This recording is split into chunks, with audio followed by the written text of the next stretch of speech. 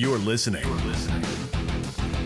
GOAZCATS.com today, a podcast all about your Arizona Wildcats. Featuring the latest news and analysis from the staff at GOAZCATS.com. Plus, interviews with players, coaches, and expert guests from across the Rivals.com network. Now, straight from the old Pueblo, Tucson, Arizona, here's the host of GOAZCATS.com today, Matt Moreno. Welcome back. It's been a while since we had our last podcast. Obviously, Arizona's been off. Had its bye week last week after beating Texas Tech. Now it's kind of that transition time to Pac-12 play, the start of Pac-12 play. Saturday night, Arizona opens up with UCLA, which, a little over a week ago didn't seem as daunting of a task as it seems now after UCLA beat Washington State with a crazy comeback. Came back from 32 points down to win a crazy game that went late into the night in Pullman and made the feeling of Saturday night's game here in Tucson a little bit different. As Kevin Sumlin said earlier in the week, it's two teams that are, playing their best right now, and neither one has necessarily been completely happy with what they've done, but neither one can complain about what they showed in their last game. So it's going to be an interesting game Saturday night. Could potentially be pretty high scoring. Obviously, Arizona had a little bit different outcome than what people were thinking. Against Texas Tech, turned into a lower scoring game. They only give up 14 points. They only scored 28 points. On the other hand, UCLA goes crazy, scores 67 points, gives up 63 points. So I think the feeling is that it could be a pretty high scoring game, but you just never know with these types of games, and there's a lot going on for both teams. It's an interesting time for both programs right now, and it'll be interesting to see how they kind of come out and look Saturday night in a big game for both teams. I think one of the biggest things to pay attention to this week for Arizona is, can they bounce back defensively? Not necessarily bounce back, but continue to have the success they had against Texas Tech. That was a different type of performance that we've seen in quite a long time from Marcel Yates' defense. They looked ready, they looked prepared. A lot of the players this week, talking to them, they talked about being a little bit more focused going into that Texas Tech game, and I think that helped quite a bit. And there's a different feeling for the team overall heading into that game. You could sense it before the game and sense it that week, and you weren't sure if it was going to pay off or it was going to work, but it did. And Arizona now is in a position where it can go 3-1 to open the season, which I think seemed pretty out of reach at one point earlier in the year. But they want to build some positivity, some momentum, starting as they go into Pac-12 play. Open up with UCLA and Colorado. They'll go on the road next week, but it's an interesting time for sure. And for Arizona, it's about continuing what they did against Texas Tech, and I think that's what a lot of the talk was this week, was not having that drop off that they had. The last time they had a bye week after the Hawaii game, they're obviously coming off a loss. Didn't look great against NAU in that next game, and then they kind of regrouped and came out better against Texas Tech. So I think the hope is that they can kind of continue the momentum they built against the Red Raiders and now move forward and go into Pac-12 play with some momentum, because the schedule is going to get tougher as the season moves along. That's a few weeks away now, in terms of just the difficulty of the schedule increasing, and Washington will show up, and USC and some of these other schools. So this is a good game for Arizona, I think, to open up with. It's going to challenge them in a lot of ways, I think, and give them an opportunity to kind of figure out what works and what's going to work as they move forward into conference play. I think a lot of those answers came in the last game against Texas Tech. Obviously they ran the ball quite a bit, didn't throw a pass, I think, in the whole fourth quarter, and just it really kind of played to their strengths. And that's if this team is going to do that, they're going to be in a lot of games, and they're going to win some games, because if they can stick to what they do well, offensively at least, that's definitely a good sign, because there's a lot of things they can do well offensively, and maybe it's less so on defense, and we still need to see that more, I think, from this team to show that they are, the guys that were playing against Texas Tech and not the team that was out there against Hawaii or even NAU.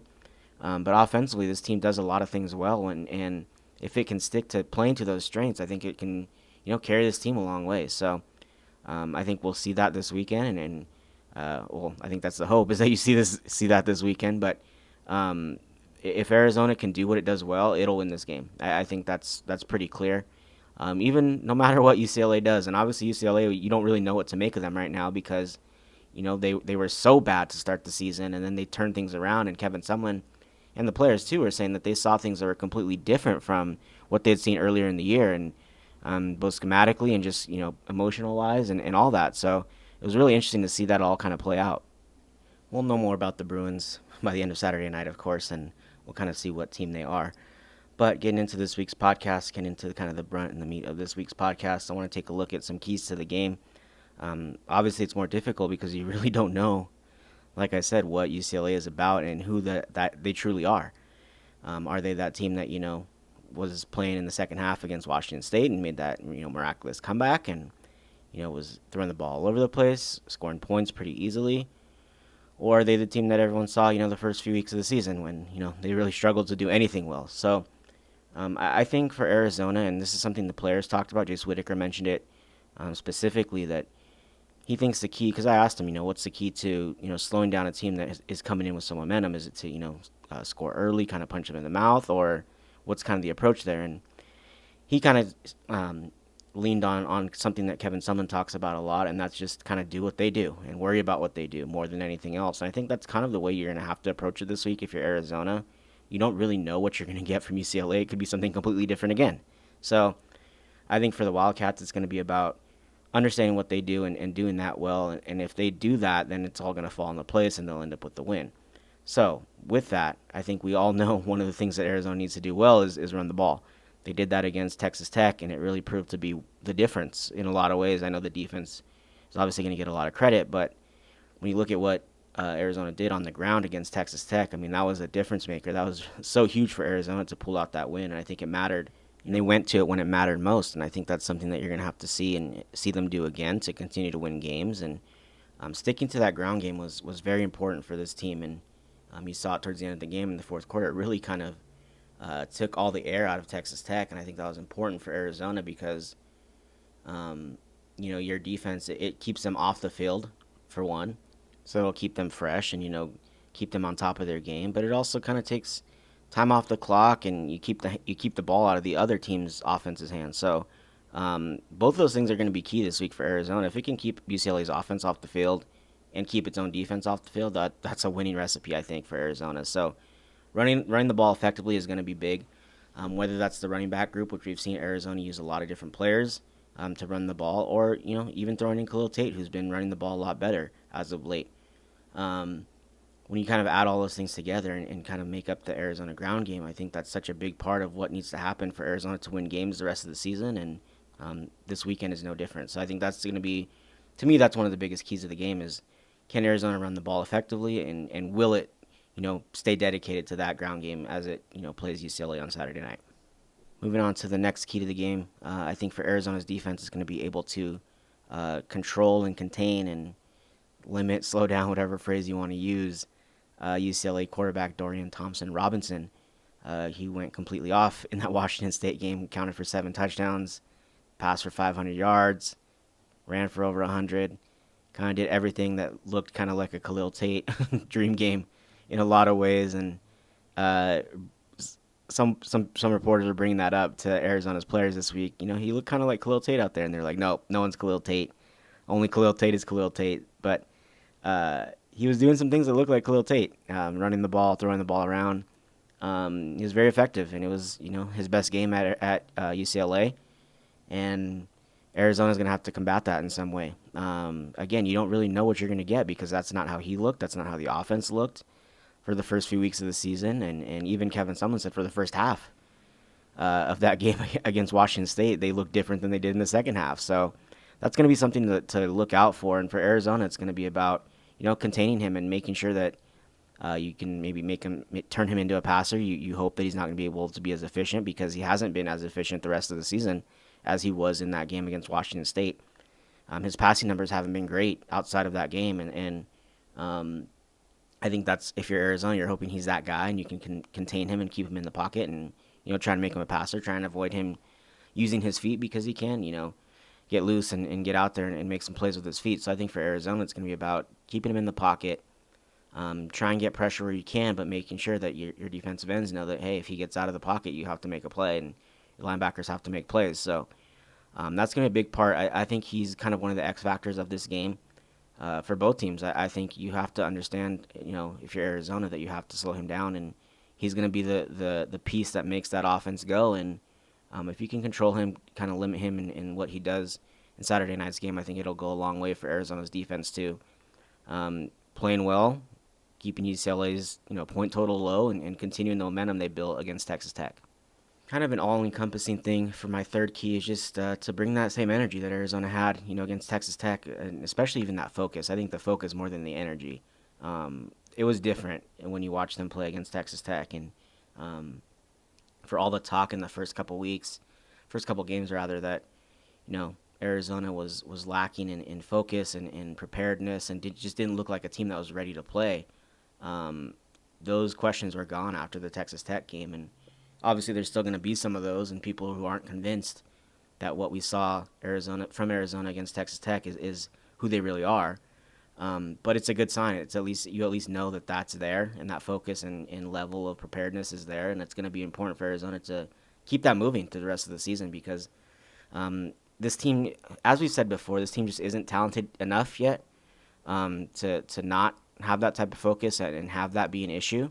And so going into this game, it doesn't matter that it's UCLA and they're 1-3. You're going to need a certain level of focus and be able to be ready for whatever they throw at you, because they do have talent. I mean, they're going to have some guys that are playing in the NFL, and even though that hasn't really come together to equal wins for UCLA this season, there is still a lot of talent on that team, and on both sides of the ball. So I think for Arizona, it's going to be about being prepared and being focused on the task at hand. I think the thing that's going to play into this, and I mentioned this, I did a Q&A with the UCLA rival site, bruinblitz.com. Make sure you check that out. But one of the things I talked about was that mentality. And leading up to the Texas Tech game, a lot of Arizona's players looked kind of angry, for lack of a better word, maybe peeved, that they're getting so many questions about Texas Tech's offense, especially Arizona's defense. They were just not happy that that's all they were hearing about, and how Texas Tech was the favorite, and everyone's talking about this potent offense and how they're top 10 offense and all that. And I think it got Arizona a little bit angry, and that came out on the field, and I think that played into the focus a little bit more, that they wanted to prove something in that game. And I think it's going to be similar in this game. There's so many people, when you talk to the players, when you went around and talked to different players today and listened to some of the questions, not today, rather, this week, and you heard some of the questions, a lot of, I would say, more than half were about UCLA. And did you watch that game? What did you think of that game? What do you think of their offense? What do you think of what they did and how many points they scored? And how are you going to stop it? And obviously those questions are going to come every week, and people are interested to know what their thoughts are on the other team. But you could see it was starting to bother them a little bit, Arizona's players, and especially defensively. I think it was pretty clear that they were just, they were more focused on what they're doing, and they didn't want to necessarily talk as much about UCLA. So I think it's going to be another kind of source of motivation that everyone's talking about UCLA, and I think Arizona's going to be happy to be that team if they can pull it off to, slow down UCLA and show that was a fluke, that wasn't, a new norm for the Bruins. And I do think that's going to play into it. So I think that plays into the focus. I think that plays into being prepared and wanting to, achieve a goal. And I think that's going to be important for this team to have every week. But I think if they can kind of find some kind of motivation, I think it's definitely going to be helpful to them. And it'll be interesting to see how that translates out onto the field this weekend. So next, I want to go over a few players that I think are going to be important to this game. And obviously, the big names are going to be key to Arizona getting a win. And there's a couple of those on here on this list. I'm going to give you three that I think are going to be, the most important to what happens Saturday night. And we're going to start with Khalil Tate. Obviously, anytime he plays a school from Los Angeles, it's a special event for him. He missed it last year. I think that's going to give him some motivation going into Saturday night's game, because he wasn't able to play last year. Then Arizona goes out and loses by 1 point. Rhett Rodriguez had to start that game. Khalil Tate didn't even, get a chance to play. He hasn't had a ton of success against the LA schools. He did get that win 2 seasons ago when they played here last time UCLA came to Tucson. But he hasn't had a ton of success against the LA schools, and Obviously, he made his debut, his college debut against UCLA, was thrown into the fire when Arizona ran out of quarterbacks on the road in LA, in Pasadena, and he was thrown into the fire and had to kind of figure it out on the fly. He made his debut at the Rose Bowl, so kind of a lot of ties to UCLA and the LA area, of course, and obviously USC, but it's an important game for him, and there's two ways that kind of he goes about things, and sometimes you can tell that he just puts too much pressure on himself in these types of games. He wants to win so badly. He wants to, get that win against those schools that are from his hometown, that he almost puts too much pressure on himself and tries to make too many plays. He didn't do that a couple years ago. I mean, it was one of those games where Arizona was dominant in that game and played kind of like they played against Texas Tech, and just had a hyper focus, I thought, and Khalil Tate, especially in that before that game, you could see he was hyper focused, and you kind of sense that, hey, this is going to be a big game for him and the team. So we'll see how he comes out Saturday night. I think he's going to be huge in the running game, especially. Obviously, passing the ball is going to be something that Arizona's going to do, and they're going to try and spread the ball around and kind of have a balanced night. But I think right now, with what we've seen so far from Khalil Tate, it starts with the running game and his ability to get out in the open field and make some plays. That 84-yard run against Texas Tech was so impressive and really looked like the guy that we saw back in October of 2017. And it was just it felt like that again. And I think that's one of those things that he can build on, that the offense can build on, and kind of gets people going again and gets them feeling good about his abilities as a runner and as a playmaker. And that's going to be huge to have in these games where, you need a win. You don't want to lose to UCLA if you're Arizona right now. It's not a must win, but it's a lot better. It's going to be a lot better if they beat UCLA and can kind of build on that, as opposed to losing to this team that you really don't know what they are right now. So I think, again, as it does every week, the offense is going to start with Khalil Tate, and it's going to be what he does is going to, play a huge part in how the game goes Saturday night. Second on the list, cornerback, well, I guess he's a safety now, Jace Whitaker, defensive back, we'll call him. Senior defensive back, Jace Whitaker. He's been special this season. He's been Arizona's best player. They've been able to use him all over the field. Started out as cornerback, obviously, and then in that Hawaii game, they made that change to move him into the slot, covering the slot receiver, made him more of a safety. Really did that against Texas Tech and stuck him, inside, and it allowed them to do some different things, gave them some more strength up the middle of the field, kind of lessened the weak point of the defense from the first couple games, gave them some options to kind of try some different things defensively. And, it just gives them more flexibility when he's able to, cover a guy in the slot, lock him up. And when you do that, you obviously have to have trust in the guys that are taking his place on the corner. And, Arizona's done that. They've had, Christian Roland Wallace, Bobby Wolf has been in there. They've trusted those young guys to take Whitaker's spot and make up for that loss because he is such a talented player. He still continues to lead the nation in interceptions. He has 3. Arizona has the most, is tied for the most, I believe, in terms of just overall interceptions. So that's been a positive for this defensive group. But he's just so important in so many facets, not only just what he does, as a player and as a defensive back, but, he's another coach on the field, like many players have said and many coaches have said, and he adds something to his defense that is just one of those things that can't be touched. It's just it's just something he has in him. It's a leadership ability. It's a teaching ability, and that resonates with the defense and really, I think, makes an impact in a positive way. And it was something that was missed last year, and right now they have it. And it's going to be key, I think, to this game Saturday night because, Jace is going to be on, whoever it is. If it's Demetric Felton, whoever he ends up covering, he's going to have that job of whoever's the most productive, that'll be his guy. And everyone else can kind of build off of that. But he's going to be important every game, but especially, I think, this Saturday. The last guy on the list that I want to talk about is someone who's, been so consistent for Arizona. That's been their theme going back to the spring and since last season ended is, they want to have consistency. And if you're someone who's going to be able to provide that, you're going to be on the field a lot. And Gary Brightwell had 21 carries last week. Obviously, J.J. Taylor, we still don't know for sure. He's got a leg injury. left the game against Texas Tech, came back in, and then left for good. Kevin Sumlin hasn't really commented on it. Says he doesn't talk about injuries, which he doesn't, and just wouldn't go beyond that earlier this week when he talked to the media. So my suspicion is that JJ will play, but if he doesn't, Gary Brightwell has been a very good 1B to Taylor's 1A at the running back position, and in a lot of ways has been better than JJ this season. And obviously, he had the long run against NAU. He was a big part of that last drive against Texas Tech that really sealed the game for Arizona and put the win away for the Wildcats. And I think that's going to be one of those things that continues to give him confidence. And he's already a pretty confident guy, but I think in general he's just been so strong and solid this year that he gives Arizona another option at the running back spot to carry the load. And he's just been effective, and he's somebody that I think is tough to bring down, and teams are going to have issues kind of controlling him. And there's so many options at running back that Arizona can mix it up, and no one is quite like Gary Brightwell. No one is quite like J.J. Taylor.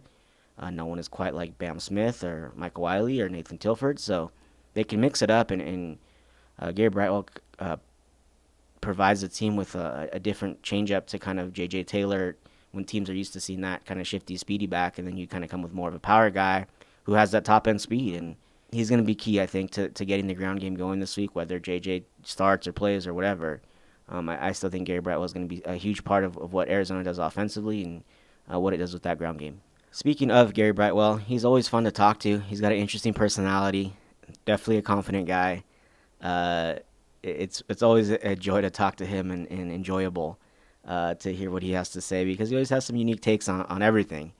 So got to talk to him earlier in the week. He was one of the players that was brought in to speak, to represent the team and speak to the media earlier in the week. So here's a little bit of his interview, just talking about a lot of different topics, and you kind of get the full Gary Brightwell experience from this interview. So have a listen, and we'll come back and kind of finish up things and talk about my prediction for Saturday night. To be a part of a 99-yard drive is something special, because I believe we're just one of the fewer teams to ever do it. So I feel like it's special. And like you said, all runs, that's special to me because I'm a running back. So being able to do that was great. It opened a lot of eyes in the Pac-12. If the other team knows you run the ball, and you can run it anyway, and you can still run it, then that's an MA on their side of the ball. It's not on ours. We just going to stay on schedule. MA is what? Miss assignment. Yeah. When Khalil's running like he does and like he did in the last game, how does that maybe change things for you guys, and how does it help you guys as running backs? Khalil helps the team when he run the ball like that, because he's a great player. So when you run the ball like that, teams might key in on him. So then if we call a different play, anything can happen. Miracles. Coach, someone mentioned that when he had that big 84-yard run that he saw something change with the Texas Tech defense. Did you kind of get that sense, and how does that maybe affect you guys? I didn't get that sense because I know everyone in the world knows Khalil can run. So I'm not sure if any team can stop it, but I know they knew it was coming. If they change their defense, that's on them. Yeah, he said they backed off as far as blitzing from that point. I would too. I would too. There's been a lot of talk today, and I'm sure there's going to be the rest of the week about UCLA and what they did last week. Do you guys kind of use that as motivation? I know last week talking to players, they didn't necessarily like hearing the defense, especially that everyone was talking about Texas Tech and their offense. Is that something you guys can use as motivation when everyone's talking about this performance that your next opponent had? Like I said, I didn't watch the UCLA game, so I'm not sure they did, but I know it's a lot of great athletes on their team. So as a team, we was never going to take them light. You weren't watching the game Saturday night? Nah. Did you hear about it? Were people like texting you or be like, "Hey man, Nah. If I'm on a bye week, my phone is on Do Not Disturb, and I don't talk to nobody. Were you here or were you back home? Or? I was actually doing homework. Are you doing homework? Yeah. So as you heard from Gary Brightwell, an interesting guy. I like talking to him. Gary's fun to talk to. He always has some interesting takes, and he'll always provide everyone with a chuckle. He's a hard person to read. You never know when he's joking or when he's kind of trying to make a joke, and maybe he's never trying to make a joke and it just comes out in a funny way. But I always feel like whenever I talk to him, there's very serious moments and poignant moments and serious topics, but you're always due for a laugh. You always end up getting a laugh at some point when talking with Gary Brightwell. So he's one of the personalities that I like on the team, and it's always fun talking with him. But moving on, the game prediction, how I think everything's going to go. I'm kind of with Vegas on this one. It's kind of been hovering, over-under's been hovering around 70 points or so. Arizona's been about a touchdown favorite going into the game.